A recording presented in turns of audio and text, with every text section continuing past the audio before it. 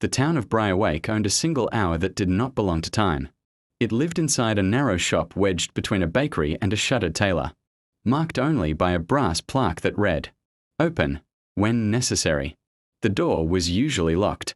People passed it for years without seeing it. But on certain days, quiet, aching days, the door would sigh open, and someone would step inside. Inside, shelves held glass bottles, each tagged with dates that had never happened. Behind the counter sat an old woman named Irene, who kept no clock. She did not need one. "I need more time," visitors always said. They said it with different words, but it meant the same thing. Irene would nod and uncork a small bottle. "You may borrow 1 hour," she would say, "but it must be returned." No one ever asked how. Lisa came on a rain-thin afternoon, her shoes soaked, her hands trembling. Her brother's train was leaving at dusk. Their last conversation still burned unfinished between them, sharp as a splinter. Pride had stretched the silence too long.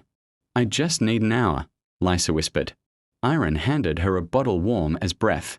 When Lisa drank it, the world tilted gently, like a Helden hail, and the rain froze in midair. She ran. The borrowed hour was perfect. The train waited. Words came easily. Apologies softened. Laughter returned, fragile but real. When the hour thinned, the world resumed its motion, and her brother waved from the carriage window, smiling. Relief followed her home like a lantern, but borrowed things ached to be returned. That night, Lisa noticed the change. Her reflection blinked a moment too late. Her shadow lagged behind her steps. At breakfast, a full minute vanished between lifting her cup and setting it down. The hour was asking for itself back. She returned to the shop, breathless. Irene was already waiting. "You must give it," the old woman said. "Not all at once. An hour, repaid slowly." How? By letting go. So Lisa began to notice moments she clutched too tightly. She released them. She let conversations end without perfect words. She allowed trains to leave. She stopped revisiting old arguments at night. Time returned in small coins.